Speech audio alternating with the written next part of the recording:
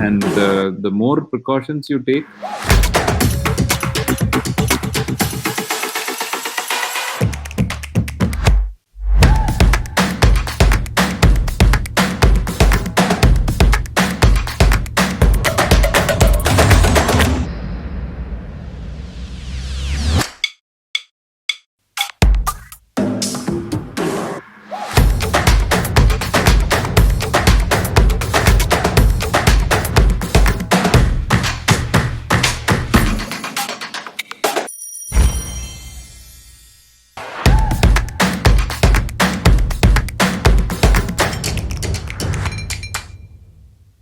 A very good afternoon and a warm welcome to all our viewers. I am Darshika, member of the clinical engagement team at DocPlexus.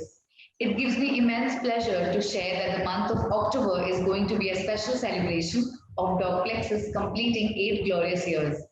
I take this opportunity to thank each and everyone on behalf of my fellow DocPlexians for your constant support and love over the past years. The Dogplexus team humbly invites you to be a part of the celebration this month and witness the launch of our brand new segments to the all new Master Series, Dogplexus Surgical Suit, ACME, MediTV, Dogplexus Essentials, and much more. This time we go beyond our 99 medical specialties in our special 8YZ Master Series sessions.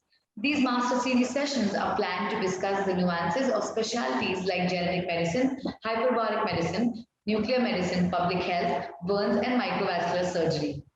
So, for today's session is focused on the essentials of hyperbaric medicine, where experts of the field will throw some light on the specialty, its role in other medical specialties, academics, clinical aspects, career, and future. Stay tuned till the end, where we also have a brief Q&A session where the panelists will take up questions from our live audience. Without further ado, I would like to introduce our panelists for today. Please welcome Dr. Tarun Sahani, Dr. Prashant Varki, and Dr. Pradyot Mukundan. Hello, sir. Thank you. Speaking about our panelists today, Dr. Tarun Sahani is the head of Hyperbaric Medicine and senior consultant in internal medicine at Apollo Hospital in Delhi. He's the alumnus of the prestigious Armed Force Medical College and served as a doctor with the submarine and diving services of the Indian Navy. Following this, he worked in the UK and the UAE in the field of internal and hyperbaric medicine prior to returning to India to establish India's first private hyperbaric center at the Apollo Hospital in New Delhi that he currently heads. He's also the pioneer of modern hyperbaric medicine in India and has over 25 publications and chapters in his books. He's a recognized teacher for postgraduate studies in internal and hyperbaric medicine. Welcome to the panel, sir. Thank you. Thank you, Darshika. Our second speaker for today is Dr. Prashant Varki. He completed his general surgery and plastic surgery training at St. John's Medical College in Bangalore.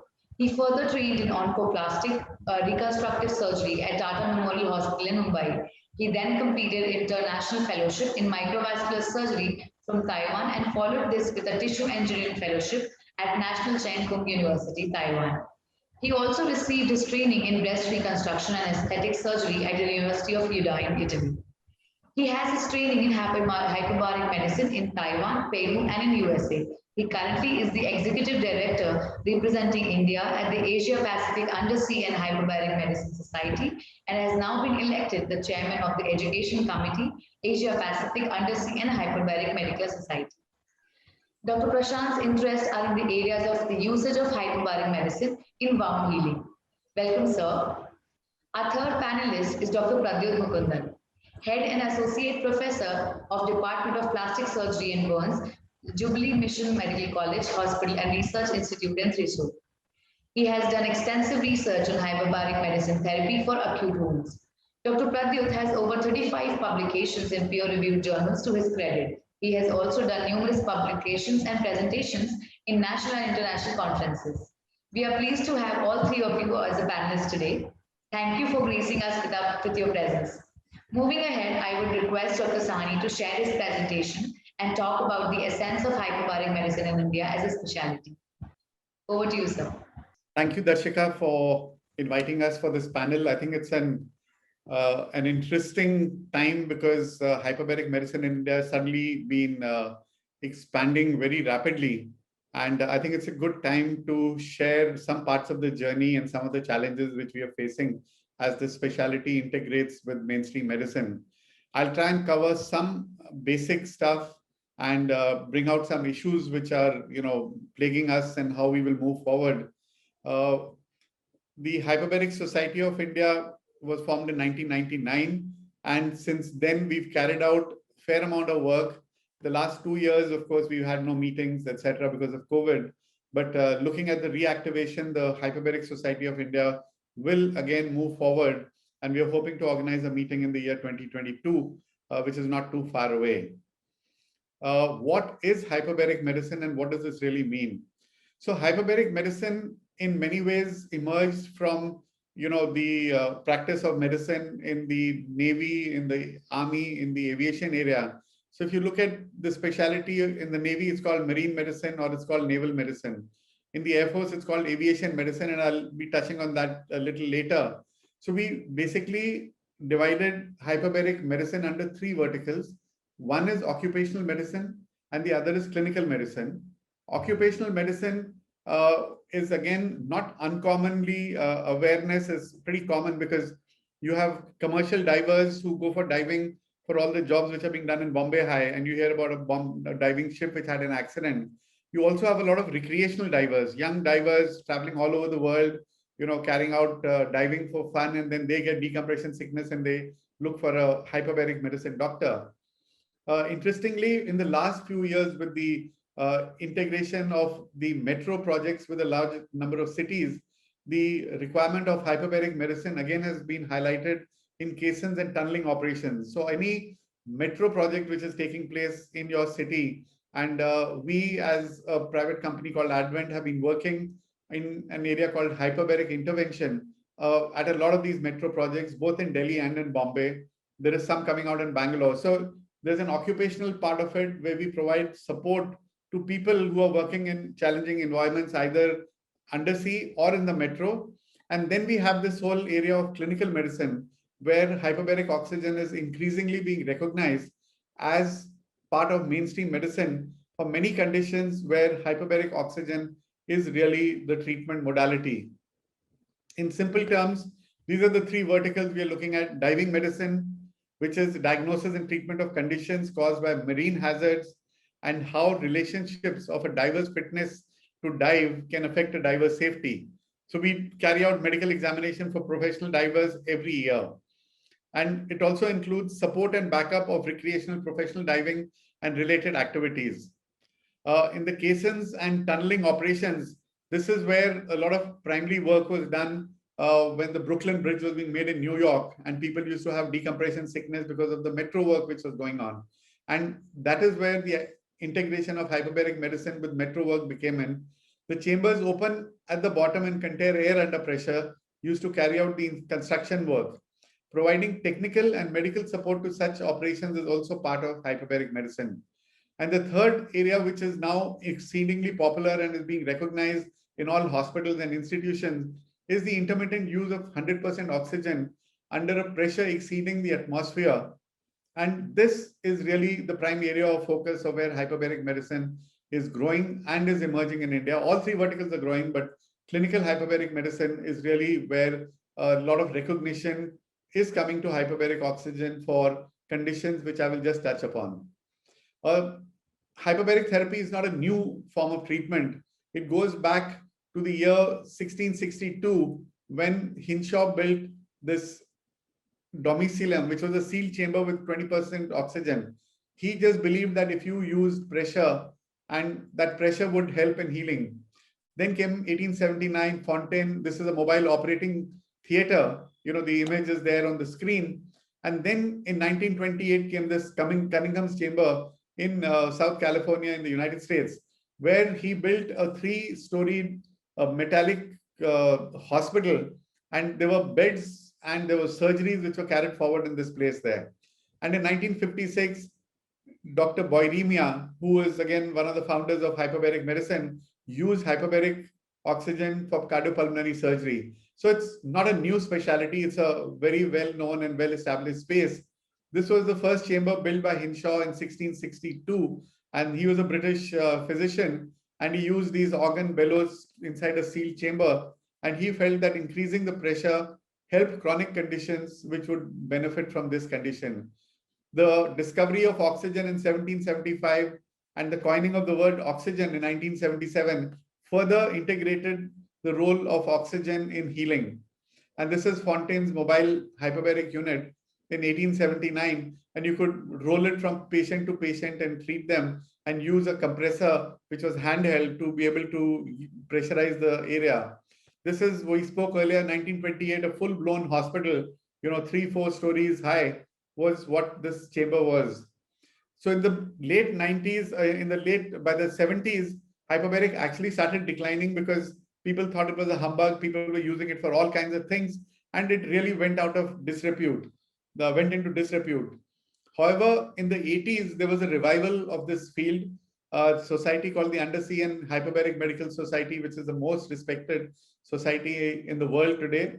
And it carries out regular publications and studies on the role of hyperbaric oxygen. Books started getting published. Europe was not far behind. There was a European conference which was held in the year 2001, and there was a lot of work now being carried out in Europe, America, Australia, China, Russia, and India. So there has been a global increase in hyperbaric oxygen. In the USA alone, chronic wounds affect almost 6.5 million patients, and the spend on hyperbaric is almost 25 billion for the treatment of chronic wounds. Dubai, Egypt, America, all over the world now you have hyperbaric centers which have come up. This is a slightly dated chamber, a globally presence of hyperbaric.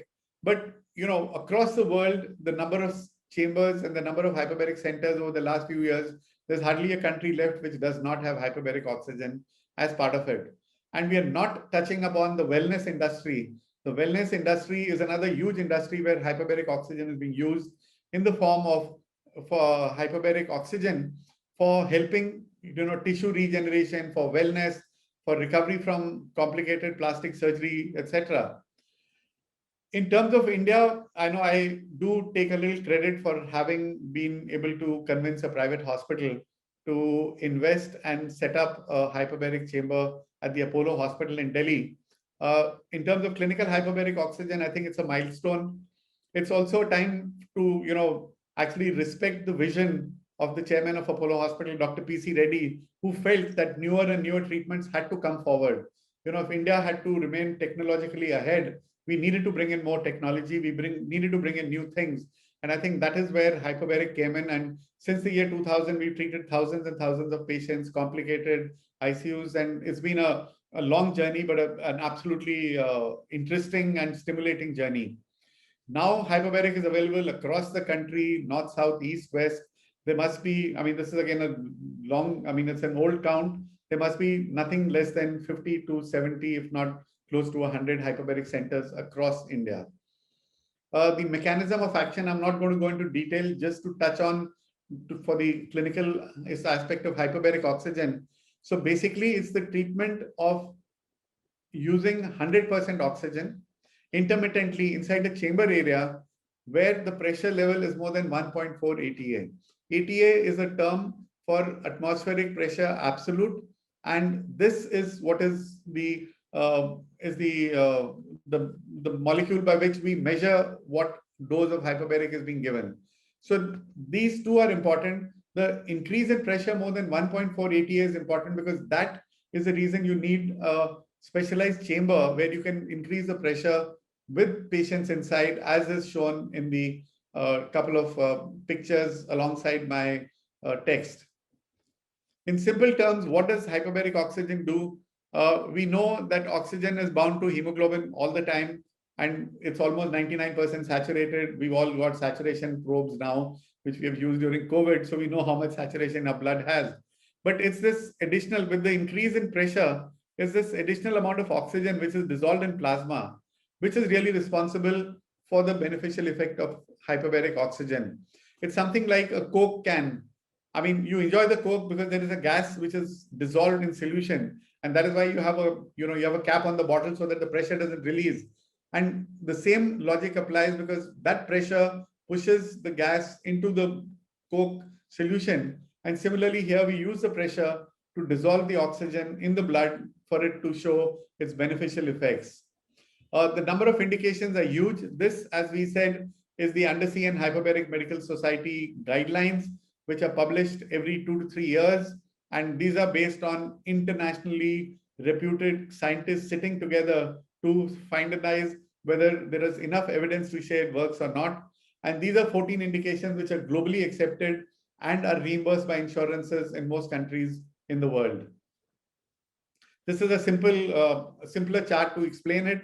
So you have non-healing wounds, you have cancer-related incidences, then you have hearing loss, you have air embolism, etc., which are also used in hyperbaric. And the next slide would show you the number of specialities which are using it. So you've got wounds which are being treated by all specialists, including Dr. Pradyut, who's a plastic surgeon and is working with hyperbaric oxygen. There are a lot of cancer people you will meet, cancer oncologists, surgeons who are working, ENT and ophthalmologists who are using hyperbaric. There is a whole neurology, neurophysiology, neuro rehab team which uses it. So there's a large interspeciality integration of hyperbaric oxygen in mainstream practice. So how do we train people now? What is existing in the country? There are a few sites. This is a site called Learn and Heal. This was created by me, and it's technically a not-for-profit platform because you don't make money in education. But as hyperbaric was growing, it was important to create a vertical. This is an introductory course in hyperbaric medicine. It needs 40 hours online training, which is equivalent to whatever happens in the rest of the world. And you have 3 months to create this online course. This is recognized by the Indian Medical Association, the Hyperbaric Society of India, and the American College of Hyperbaric Medicine has also endorsed that the contents are good and adequate for a person to gain knowledge in hyperbaric medicine. We also now have a fellowship in hyperbaric medicine at the Apollo Hospital. This is a 1-year full-time fellowship, and we've had 2 students who've taken it in the last decade or so. We do get inquiries, but I think we are now going to get more and more people who want to take it up as a mainstream specialty. We have one more person who might be joining us next week. The other site which is available is operated by Dr. Manoj Gupta. It's called HBO Academy. This is a Bombay-based group, and they have 2 courses. One is an introductory course in hyperbaric medicine, and they have a fellowship in hyperbaric medicine, which is recognized by the Maharashtra Health Sciences University, MUHS. Maharashtra University for Health Sciences recognizes this particular course. The Institute of Naval Medicine, where I graduated out of, this is an important platform where you not only do clinical hyperbaric oxygen, but you're also taught the occupational part of hyperbaric medicine, which is diving medicine, ship's board medicine. And hyperbaric medicine forms an important component of this particular program. It's open not only to the defense, but it's even open to non-medical and non-military personnel if they want to take on the course. The same thing goes for an MDA aviation medicine course, which is operated by the Indian Air Force at Bangalore. And this again has a very important component of high altitude physiology and hyperbaric medicine. So again, this is open to people who also want to do things within the aviation sector. And a lot of aviation medicine specialists, besides doing hyperbaric, have actually integrated with mainstream practice of aviation medicine. So they work with Air India, they work with other international aviation bodies. So these are the platforms on which you could actually gain knowledge on it. So who are the doctors who are currently practicing hyperbaric medicine? I said there are close to 100 centers, but there are people. Who are these people who are practicing it? So you've got MBBS doctors who've done some course either overseas or in India and have taken on this practice. You've got postgraduates in medical and surgical field like Dr. Pradyut, Dr. Prashant Varki, and a lot of other doctors across. I can name, dozens of them. And these are all well-established specialists in their own field. There's a neurosurgeon in Bombay, there's a plastic surgeon, there's a diabetic foot surgeon, there are plastic surgeons, there are neurosurgeons, there are, ENT surgeons who are working in hyperbaric medicine. So that's a lot of postgraduates who are working in the field. There are a few Ayurvedic doctors also who are practicing hyperbaric medicine. Now, that has been a cause of concern and a cause of worry, but I mean, that's being taken up at a national level, that what all can the Ayurvedic doctors do and not do. So I'll not delve on it. And there are others who are actually trained engineers and trained people, a very small percentage, but there are others who do not even really have a background of medicine and who are still running hyperbaric centers across it. The center also needs technicians, people who will operate the machine besides the doctors, and you need nurses. So the technicians, by and large, if I would say 80 to 90%, or maybe more than 90% of these are people again from the Navy or the Air Force or the Army who worked in these centers. So people who worked with me in the submarine medicine or in diving school. Now, these are the guys who understood diving medicine, who understood hyperbaric chambers. So a lot of hospitals have actually employed them as part of their team. There's a newer generation coming in, and those guys are doing on-job training. So paramedics are being trained, at hospitals like the Godrej Hospital in Bombay, the Apollo Hospital in Delhi, and I'm sure there are a few others as well, who are training technologists and technicians how to run it. The Raheja Hospital in Bombay has 2 physiotherapists who are running the hospital hyperbaric chamber extremely, in a very efficient manner. And again, nurses, there is no formalized program yet. We are working with the IMA to bring something in for technicians and nurses, but that's going to take a little while. But nurses who are working in centers like ours at the Apollo Hospital, based on the experience they've gained here, they've actually got jobs in the Gulf in the field of hyperbaric medicine. So just an on-job training and a certificate of experience at a good, busy center can actually help enhance your career prospects. So that is where we stand currently. What we need to understand are a few issues, and these keep coming up. There are courses like what we do at Learn and Heal. It's a knowledge enhancement course. It's not an academic course which is registered in the university. It's recognized by the professional body like the Indian Medical Association. There are courses like the Institute of Naval Medicine Diploma and the Hyperbaric Medicine course, which is being run through the Maharashtra University of Health Sciences. Now, these are academic courses, but none of these actually entitle you to practice if you go from that point of view, because a license is given by a licensing authority. So the Medical Council of India has to give a license. The Maharashtra Medical Council has to give you a license. So there is still no organized area where there are guidelines on who will practice and who will not practice. So this debate keeps coming up in different platforms on which I interact, and they'll say, but he doesn't have any academic experience. But the fact is that currently there is no government legislation asking you to license it. So a specialist like a plastic surgeon like Dr. Pradyut, I mean, he's got so much of experience behind him, and he could use scopes to go anywhere in the body, and he can use different kinds of fancy equipment. So if he can use a hyperbaric chamber, so be it, because there's a lot of scientific knowledge which has gone behind it. So there is still a debate on what should be the guidelines and what should be required for people to for the license to practice. We have taken it up with the Medical Council, but it's still not, there is no guideline existing on it. The society or an association, one of the objectives was to actually put professionals together. And over the years, these thought leaders would guide. And that's what's happened globally. The Undersea and Hyperbaric Medical Society is a group of thought leaders who are guiding the government.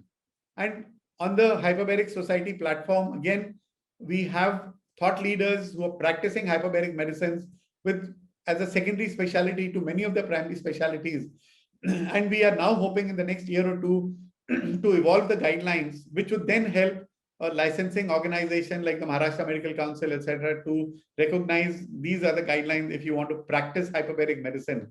In this background, we've also had cases where there have been accidents which have taken place, given by people who are not qualified or not trained, and we've addressed them, but that just highlighted the fact that we definitely need a well-structured guideline and platform to come forward, and we are quite confident that within the next 24 months, we will definitely have some guidelines in place.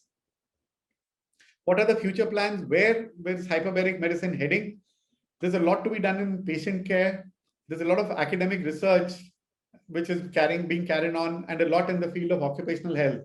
There is an increasing recognition of hyperbaric oxygen in a lot of clinical conditions.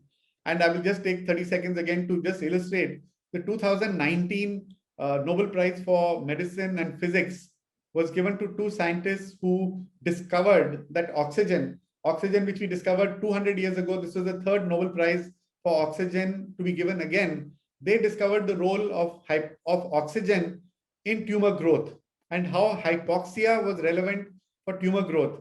And that suddenly has increased the utilization of hyperbaric oxygen in oncology. There are oncologists across the world who are now using hyperbaric oxygen, saying that if you give more oxygen, it's as good as a drug, because these cells do not need oxygen. You put them in oxygen and you drown them in oxygen. It's almost like that Ajit's dialogue, usko liquid oxygen mein dalne do, marne bhi nahi dega aur jeene bhi nahi dega. But it's really, so there are interesting things happening in this field, and I'm confident that a lot of youngsters would like to come forward in it. And there are institutions who want to take it forward. Institutions are willing to invest in it. They want to bring in advanced technology. They want to bring in quality of care. They're also looking at it from the financial success. And it gives that institution a marketing advantage to highlight what they do. I'm almost done, Darshika. Sorry. So there is a cost impact of hyperbaric. There's a benefit to the institution and the thing. Healing is faster, medical expenses are lower, and reduces hospital stays. So there is absolutely irrefutable data to say that hyperbaric oxygen will find a role in mainstream medicine, which it already has done. 100 institutions in the country is not a small number. Finally, hyperbaric medicine has had a long and lonely journey, but it is slowly, there's a time when it's gaining acceptance and momentum. Unaccustomed technology and new treatments always present difficulties, but these are also opportunities. Today, the hyperbaric community is moving ahead as an integrative part of mainstream medicine, and it's a great moment of satisfaction for many of us who have had to struggle over the years to get its rightful place. With perseverance and capability to innovate, there is a great opportunity in hyperbaric medicine. The specialist in hyperbaric medicine has a bright future, and we look forward that Doc Plexus will increase the awareness, and we will get a lot more people interested in this field and carry it forward. Thank you very much for your patient hearing, and open to any questions and discussions. Thank you, Darshika. Thank you, Doc Plexus. Thank you so much, sir. What an insightful and such an interesting presentation. We would take the questions in the end. Meanwhile, I would invite Dr. Pradyut to share his insights on the clinical results of HBOT as an adjunctive therapy in addition to the current practice. Dear all, this is Dr. Pradyut. Just Dr. Tarun Sani has shown his extensive presentation and extensive vision on how to develop the hyperbaric oxygen therapy treatments across the world.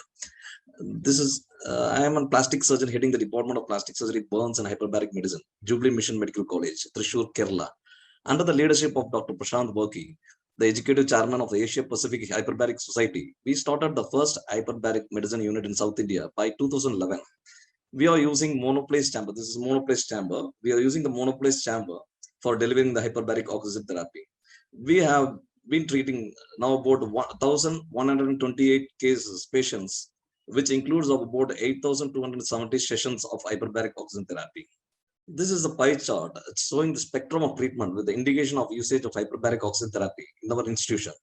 As being a plastic surgeon run hyperbaric medicine, we have treated about 440 patients of burns with the hyperbaric oxygen therapy, and 193 patients with the diabetic foot, 103 patients with crush injury due to trauma. Later, we extended this hyperbaric therapy usage for various diseases, including snake bite injuries, osteoradionecrosis, diffuse brain damage, alcohol withdrawal syndrome, compartment syndrome, pressure ulcer, lymphedema, hypoxic encephalopathy, sudden hearing loss, and central retinal artery occlusion, aesthetic surgery procedures, multiple myeloma, fungal synovitis, etc. I'll try to make this presentation more functional by presenting each slide with the supporting publications made by us in the particular disease territory, and will describe the utility of hyperbaric oxygen therapy for the same. We found hyperbaric oxygen therapy to be more effective in early recovery of the burns injuries. In this particular article, we made a comparative study with the second-degree burns patients subjected to the hyperbaric oxygen therapy. These patients, we just compared two set of patients. One patient treated with hyperbaric, other is not treated with hyperbaric. The inference was the mean time of burns wound healing was reduced to 7 days, while it took 21 days to heal for the patients who were not treated with hyperbaric oxygen therapy. We took the aid of infrared thermography. These are the photographs showing infrared thermography to understand the recovery of the wound. Other salient findings on applying hyperbaric oxygen therapy in the burns patients were the early demarcation of the deep burns and prevention of disease progression with significant reduction of ICU admission of the patient and significant reduction of infection due to anaerobic organisms, supporting the cut short of medication for the same, and helps the prevention of antibiotic resistance. Here in this article, we documented the day-by-day progress of the burns wound with clinical photographs and infrared images to get a better understanding of the burns wound healing.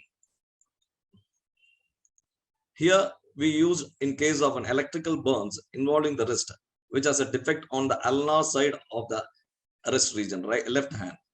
We used a particular flap called as a reverse radial perforator flap, which was used to cover the soft tissue defect over the region of the wrist. We found hyperbaric oxygen therapy aids in adequate survival of the flap in this compromised hand. We started using it in the diabetic foot, where the dead tissue in the diabetic foot, this is a dead tissue we are seeing, and which has been removed by means of surgery. And there is always a marginal tissue which has a little decreased oxygenation. When we give hyperbaric oxygen therapy, this marginal tissue survive well, and when it is healed with the skin graft, the wound healing process enhanced by means of hyperbaric oxygen therapy. This is again a diabetic hand with loss of muscles and the pus radiating towards the distal forearm. And these were surgically debrided first, and then hyperbaric oxygen therapy was utilized for effective delivery of the oxygen demands to the marginal tissue between the normal and the necrotic tissue. Hyperbaric oxygen therapy, it also provides nourishment to the skin graft, which can be used for the cover in such defects. Here we have a formulary history. This is a formulary history of the treatments administered to the patient during the stay in the hospitals. We just have a software to analyze how much treatment has been given to the patient. And we can see that hyperbaric oxygen therapy and sharp debridements is always required from the beginning to the end of the treatment. The rest of the modalities were started at different phases of the wound management. This is again a complicated case called as a Fournier's gangrene. It occurs in a diabetic patients. With early surgical intervention, simultaneous usage of hyperbaric oxygen therapy, we can have a significantly good results, and we can significantly reduce the morbidity associated with the disease. Another interesting factor noticed in hyperbaric oxygen therapy is by ischemic preconditioning of the tissue with hyperbaric oxygen therapy. The duration of flap delay could be significantly reduced. You can see this particular case where there is a multiple circumferential injury to the foot and the lower third of the leg, being referred 3 weeks following the management in local hospitals. A reverse sural artery flap was used to cover this defect. Usually when we are going for a flap delay and covering up the tissue, it takes at least about 45 days. With the usage of hyperbaric oxygen therapy, we can reduce the whole process within 7 to 10 days. And day 0, the debridement was done, and day 2, the flap delay was done, and day 4, the flap was inserted, and day 10, it is a result of late post-operative period. The flap very well covers the defect, and there is not even a single necrosis of the flap due to decreased vascularity. With hyperbaric oxygen therapy, the flap complications usually in terms of arterial insufficiency and venous congestions was significantly reduced. We also found that the survival of the avulsed tissue in the heel pad region, you can see heel pad injuries are more common injuries due to road traffic accident. When from the spectrum to small lacerations to big soft tissue loss and free tissue transfer for this leg. In all this spectrum of treatment, hyperbaric oxygen therapy help in healing the wound. One is for the survival of the injured soft tissue, and second is the survival of the tissue utilized for reconstruction. It works in both the conditions. Here also you can see there is a crush injury of the foot. There is a tissue loss for which we have reconstructed it with a lateral supramalleolar flap.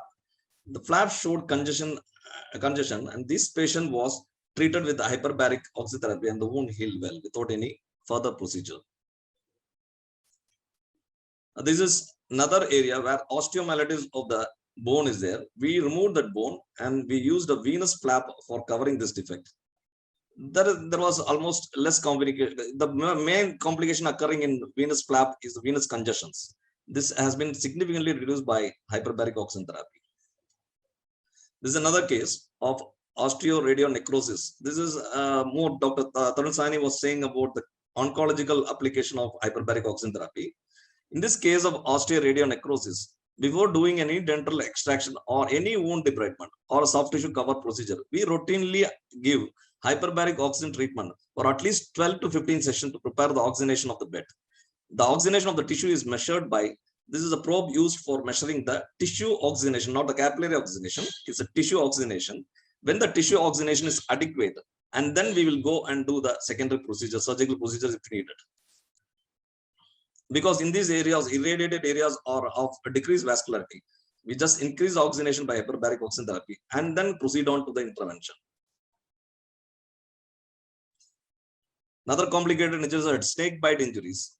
These are the compromised wounds which require special attention for wound healing. We administer hyperbaric oxygen therapy for these injuries to reduce impending compartment syndrome. In our hospital, the patient came with 24 patients came with impending compartment syndrome, was treated with hyperbaric oxygen therapy. However, meticulous observation by the surgeon is required for preventing complication of compartment syndrome. In this study of 24 patients were admitted in impending compartment syndrome, was treated with hyperbaric oxygen, none required fasciotomy for the salvage. Usually, these compartment syndrome will lead the surgeon to go into fasciotomy. If a fasciotomy is done, there should be a further surgical correction or surgical reconstruction to be done to the fasciotomy site. As venous thrombosis is more common in snake bite injuries, adjunct therapy with hyperbaric oxygen therapy supports the flap survival also. This is another case where there is a soft tissue loss over the malar region. We reconstruct it by means of a McGregor's flap. With adjunct therapy, the laying of scar tissue is very less, and it can be very well utilized for facial trauma wound also. We had our own regimen of giving 3 to 5 days of hyperbaric oxygen therapy to these patients of trauma, where the edema is very less and the scar laying, a fibroblast laying down is very less, so that the final outcome, aesthetic outcome is good. There's another patient with compromised reimplanted tissue. You can see the bluish discoloration of the thumb. This bluish discoloration is because of inadequate venous return, and this was salvaged by means of giving hyperbaric oxygen therapy, and finally the patient went on well. This is another cancerous patient where we do an inguinal dissection.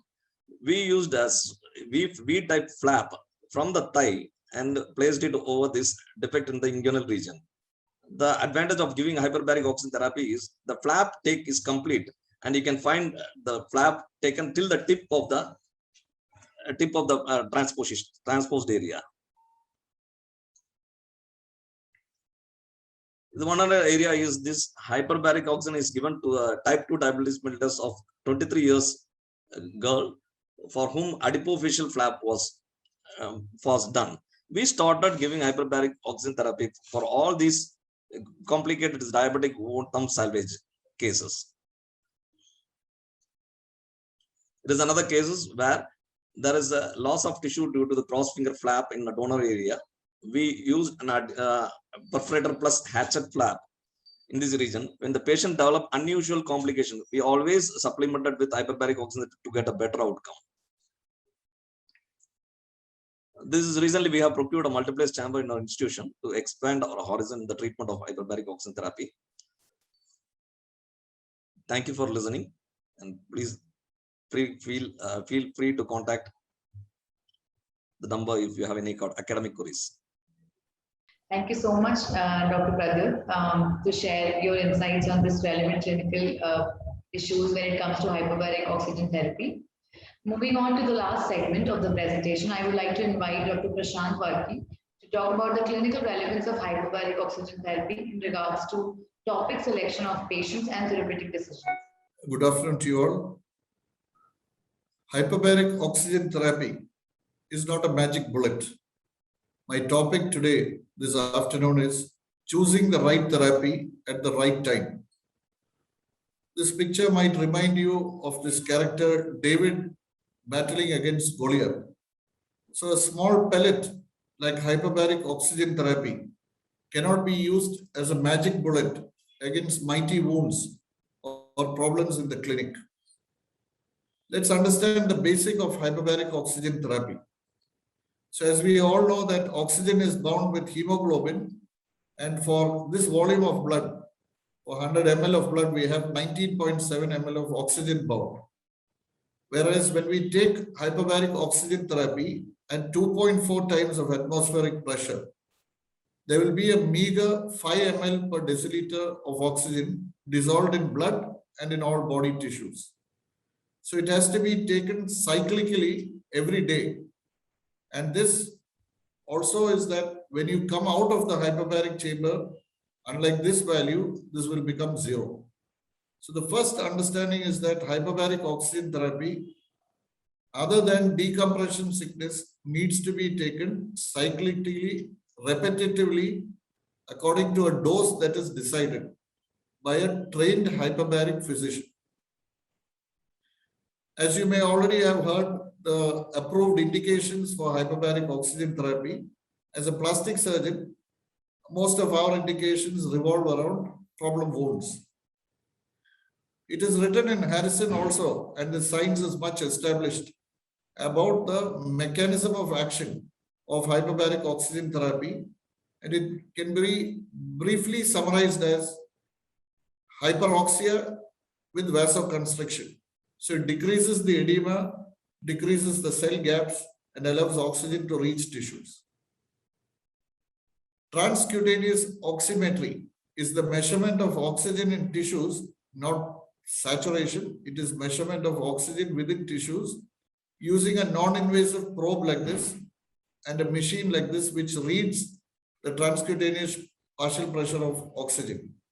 This is very important for patient selection because some small wounds like this, typically most surgeons or physicians referring such diabetic wounds think that this wound will heal within 3 days.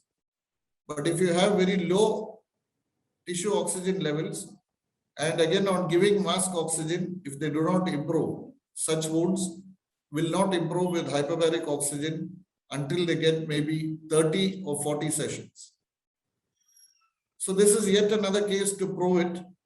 Here you can see the wound looks worse, but the transcutaneous meter actually shows a lower oxygen level in the tissues.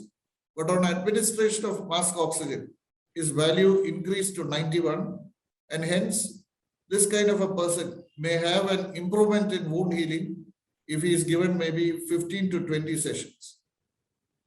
So these are all established protocols in selection of a patient. You may refer to the latest version of Harrison, very well mentioned, that patients who have transcutaneous oxygen pressure less than 40, and when you give mask oxygen by room air at room atmospheric pressure, if they rise to above 100, these are typically the patients who have a very good response with hyperbaric oxygen therapy. Now, those patients who have greater than 40 and have problematic wounds, they will definitely benefit, and they're not actually really like as shown in this algorithm. I'll show you a typical case.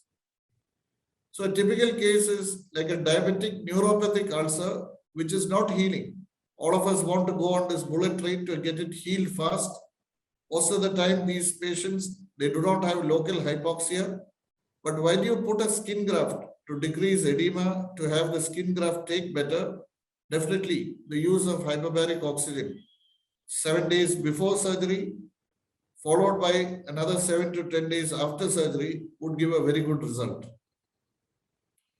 So a transcutaneous oximeter, there are 2 models available. This is an expensive multi-channel transcutaneous oximeter, and there are more affordable ones which are a single probe machine, now available in India, but definitely these are imported.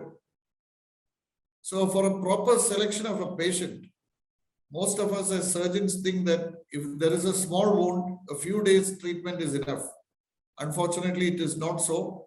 A revision of this stump to make it heal like this, because the transcutaneous oxygen meter showed low value, giving this patient 10 days of HBOT before surgery, doing a regular stump revision, and following it up with 10 days of hyperbaric after surgery would give you a very good result. Many times we get referrals to our hyperbaric center for cases like this. So this is a gangrenous toe, and we all, with all humility, understand that hyperbaric cannot make this alive again. However, when you need to do a ray amputation of this toe, giving this patient hyperbaric oxygen 1 week before surgery, doing a stump closure with the amputation, and following it up with 10 days after will definitely help this wound to heal, which definitely will not heal as the transcutaneous readings are very low. So an adjunct properly timed is the best way to use HBOT in surgical practice. This is yet another patient with multiple toes gangrene. A restriction of progress of the gangrene can definitely be done. But when you see the transcutaneous meter placed above his knee, even the oxygen level above his knee is very low. So this patient has got a chronic occlusion of vessels below knee, and a reading like this will suggest that an above knee amputation, this stump is very unlikely to heal. So it's very useful to use the transcutaneous oximetry, not only to decide the level of amputation, but also to decide adjuvant hyperbaric oxygen therapy following surgery. Now, in all cases like this, we cannot use the transcutaneous meter, just like in this. This is severe cellulitis with an hepatic abscess. The potent anti-inflammatory activity of hyperbaric oxygen therapy is well documented. Its anti-edema effect is very particularly seen here, with also the decrease in redness. So here there is no role for a transcutaneous oximetry. This is just decreasing edema, cellulitis, and local infection. Another similar case like this with cellulitis, better seen here due to the color in the photographs. You can see there was no surgery done. These sometimes surgeons will nick this open to see if it is an abscess. It was just treated with 10 days of hyperbaric oxygen therapy and dressings, and they've all healed. Yet another case of cellulitis, but the cause is different. This is post snake bite after a cobra bite. And you can see the girth difference in the limbs. And after that, it subsides with no more redness and fully functional. This is a venous ulcer, non-healing. So before we place a skin graft on this, you can subject this patient to 10 days of hyperbaric oxygen therapy, follow it with a skin graft. So the wounds got better, then covered with the graft, and further followed with the HBOT to get acceptance of the graft like this. They used in various surgical infections, just like these in Fournier's gangrene, combined with surgery to give very good results. So it is used as an adjunct. Again, another case of a young child with snakebite cellulitis. The girth difference you can see. 6 sessions, all that it would cost.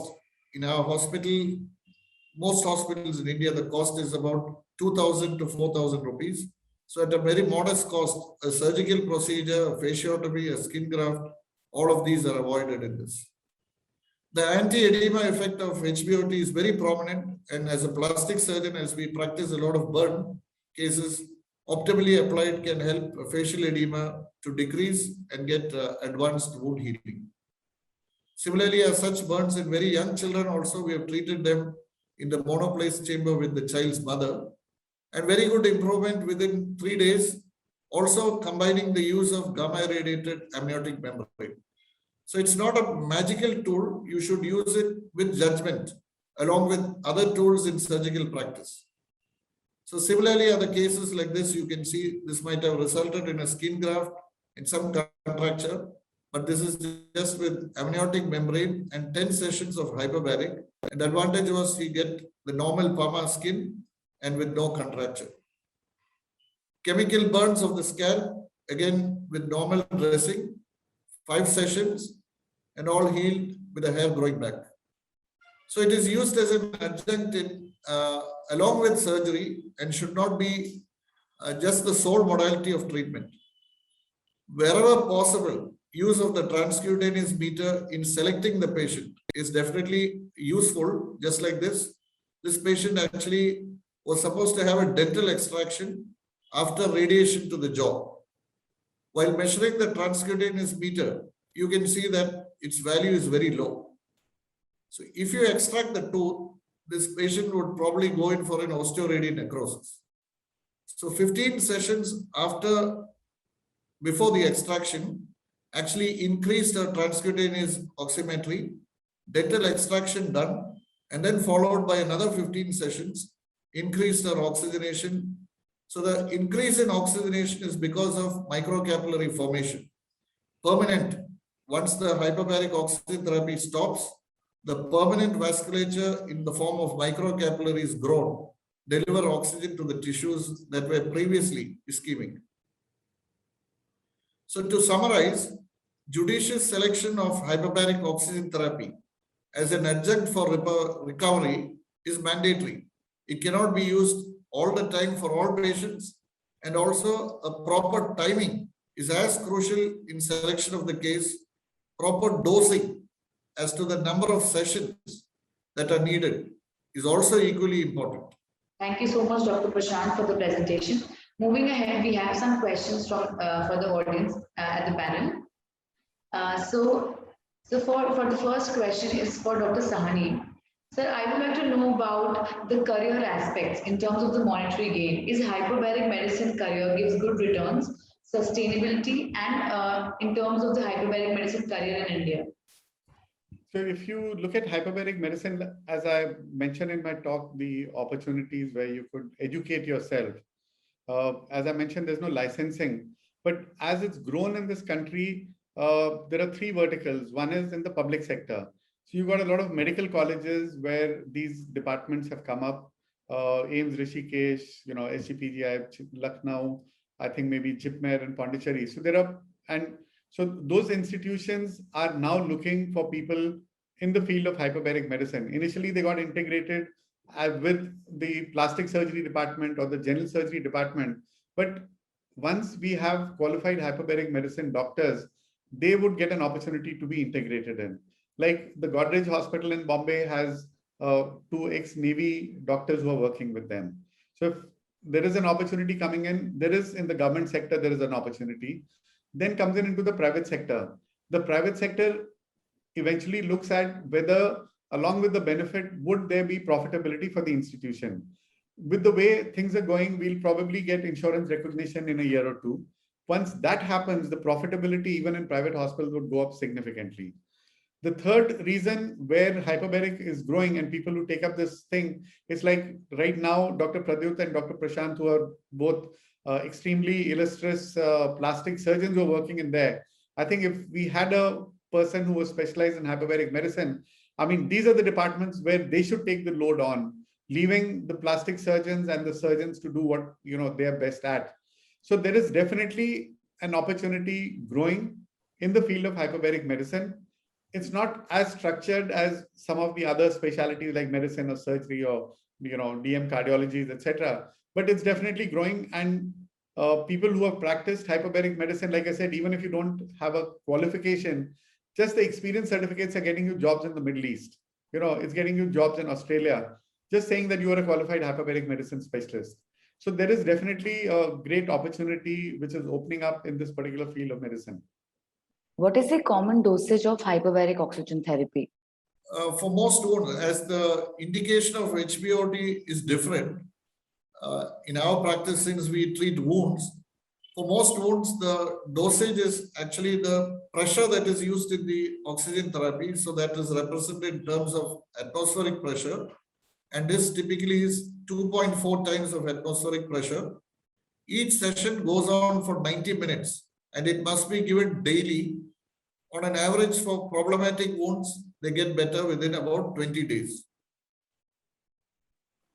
For most wounds where they have very low transcutaneous oxygen values, this would require more than 4 weeks, 4 to 6 weeks of treatment along with adjunctive therapy would be needed. So the lower the oxygen value in the tissue, the higher the number of times they will have to take hyperbaric oxygen therapy. Thank you, sir. I have a clinical question for Dr. Pradyut. So some physicians recommend air breaks once or twice throughout the course of the treatment of hyperbaric oxygen therapy. So could you help us understand the significance of air breaks? Actually, in monoplace chamber, there is no much significance of air brake system. It is more of the when you use a hood, then you can air brake. To they may feel suffocated because of this application of the hood. In monoplace system, they don't use a air brake system actually. Okay. Dr. Sani, you want to add to it? Yeah, so what happens is the air brake came in for two reasons. One, like Dr. Pradyut mentioned, the people who are in multi-place chambers like the one which I use at the Apollo Hospital. Now there you need an air brake. One is because people get tired of holding a mask or a hood which they wear during the treatment part. The second thing which came in was that you give them an air brake so that the side effects of continuity of oxygen on the lungs would not be, would not be felt. And there is a debate on that because if that logic applies, then the logic should also apply to the monoplace chamber. So though air brakes are being given, and the reason for it is to prevent, chronic damage to the lungs because of, breathing oxygen continuously, and for giving it a break. I mean, there is now in a lot of these COVID times, we've actually continued without oxygen breaks, but we've reduced the total duration of treatment. So the air brakes are given because of fatigue with the mask, and they're given to reduce the complications of oxygen on the lungs, but it's not really as hard and fast a rule, and it's not always being implemented in many centers. Thank you, sir. Another question for Dr. Pradyut, sir. Some of the clinical studies on reperfusion injuries have shown significant survival enhancements. However, the data is very small and insufficient. So, what are your thoughts on using hyperbaric medicine in extremity reimplantation and free tissue transfer? Actually, when we see a very type of wounds, only we can have the visualization of how hyperbaric works on it. When you particularly, even as a plastic surgeon, I was not much interested. When I went to the burns, then I was interested in understanding what is because when the burns wound, within 3 days, we will see the impact of reduction of edema, all these things. The face which has been swollen for about 10 or 12 days, within 3 days of treatment, the face will be getting down. So in these indications, when we start applying, then we started slowly applying in compartment syndrome, when there is an injury to the foot or something like that. Then we applied it along with for the snake bite injuries, where in these particular cases of electrical burns, there is the electricity traversing through the neurovascular bundle itself. There is a significant amount of venous thrombosis. And when the venous thrombosis is there is always a chance of venous congestion and the venous congestion related complication to the wounds. So when we understand the electrical burns, when we understand the snake bite injuries, and when we understand the compartment syndrome, and when we understand the burns, then only a plastic surgeon plastic surgery has a very type of indications actually. The plastic surgeon itself, to understand, he has to travel through all these complicated wounds to apply hyperbaric, and that is the way we are just trying to apply. If there is a swelling in the hand where the reimplanted tissue is done, that swelling can be reduced by means of hyperbaric oxygen therapy. Ultimately, the congestion is going to be reduced. The only thing is it is very difficult for the Indian population to afford this, and to develop the science. We are running the chamber. It's the most affordable chamber in all over the world. Actually, we are running by means of a charity. Actually, Dr. Sani? No, the role of hyperbaric, in reimplantation injuries is definitely very well established. What we said, and we had this discussion on role of hyperbaric in mucormycosis, during COVID. Now, what happens is there are very few centers which are currently carrying out hyperbaric. So there is a growing, sea of physicians, surgeons who are now becoming converted towards hyperbaric. If I'd asked Dr. Pradyut, before his hyperbaric chamber came up, would he use hyperbaric? He would never have agreed to, But Dr. Prashant, who had worked with it in Taiwan, had worked with it in the Navy and in England and in the Middle East. When we came back and we started integrating it, we are getting conversions for the positive benefits of hyperbaric. So reimplantation injuries are definitely, and we've treated quite a few in our centers as well. Not very many, but maybe a dozen or so. So there is definitely a role for hyperbaric in replantation to increase the possibility of survival of these reimplanted limbs. This brings me to the last question. So this is Dr. Sahni. So what are some pain points when it comes to human resource in this field? So doctors, allied medical staff, support staff, what are we lacking and where is the future of the specialty in India? Any specialty or any field of medicine grows with there are two things which will drive it. One is the industry. The industry which is selling equipment will, ensure that they educate people and they force it in. The industry in India till recent years was dependent on an international quality, and some Indian centers like the one which we work in and we've established somewhere else. These are Indian centers which have come in now. But since a lot of manufacturing has happened in India, it's brought down the costs. I mean, I'll just place it, if we had to import a hyperbaric chamber like the one Dr. Pradyut has, that would cost anything close to $100,000 and they've got it at half the price. The center which we run in the Apollo Delhi, which is a multi-place chamber, now that would have costed close to $1 million. But we've actually procured it and are servicing it in 1/4 the cost, or even maybe 1/5 the cost of that particular thing. So industry drives it. Secondly, the usefulness of the treatment. However hard the industry might try, if the treatment is not benefiting patients, it will not survive. And over a period of time in the last decade, or 2 decades since I've been working in this, we are seeing that conversion happening. Now I don't need to educate a surgeon saying send for hyperbaric. We've had an incident where there's a lady sitting outside my room. She's come from England and her father's got diabetic foot and she's looking for the best treatment in the world. And she reads about hyperbaric oxygen and she reads about the closest center and she discovers that inside Apollo Hospital, and she discovers it's outside. She knocks on my door and says, can I use hyperbaric for my father for diabetic foot?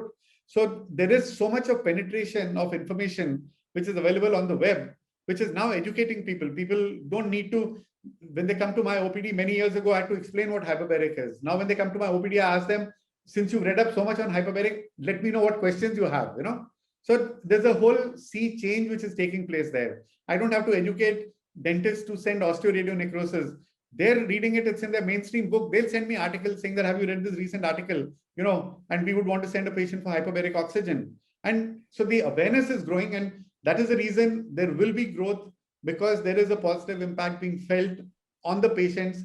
And eventually we are in the medical field, it's for the betterment of the patients. However, we might say that doctors are making money, they're cheating, they're not fair, they're, impolite, they're rude. But at the end of it, deep in our hearts, it is good patient care and good patient outcomes which drive us, And those are now being visible, and there is absolutely no doubt in my mind, you'll see another 100 centers. It's taken 20 years to get 100 centers. It will now take 3 years to get another 50 centers, So it'll improve, or it will move forward in that rapid a pace. So in India, if you see, what is the cost of hyperbaric oxygen therapy? So varying between, I wouldn't know about the government hospitals, but in the private hospitals, right now, there are about 35 to 45 hyperbaric centers all over India. And most of these it range between 2,000 rupees to 3,500 rupees in most, except in some cities where it may be a little more expensive. This question is for Dr. Prashant. How would you suggest one should better his or her patient selection criteria to improve the cost efficiency of the treatment? Yeah, so that personally, this is meant for the hyperbaric physicians and also in the network that they create with referring physicians. So rather than treating patients blindly without knowing their oxygen levels and just a visual impression on the wound, in order to decrease and make it more cost effective, proper timing of administration of hyperbaric oxygen therapy. If it is early in the disease, the lesser usually is the number of sessions that is needed. And for chronic wounds, it is definitely mandatory to use the transcutaneous oximetry to determine when to start, how much to give, and when to stop. Dr. Pradyut, any closing remarks from your end, sir, for the audience watching us here? The thing is, the treatment period of time is significantly reduced with hyperbaric. That is the most significant thing which you have to note of.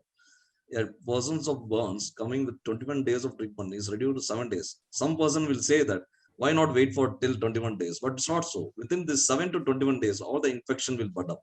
So So these are the things which we have to look into. We have to treat our patients in such a way that they can go home as soon as possible with all the resources which is available to us, and in a way which they can adapt to it. That's the thing we have to do right now.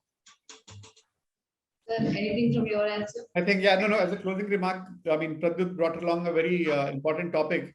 You know, in the US also, hyperbaric actually grew because you could prove that the total cost of treatment, I'm not saying total cost of hyperbaric oxygen. So if you took 21 days, I mean, Pradyut works in a trust hospital, which is run by, by the church, where they still do, the patients are not paying for it. They've got a charity running in.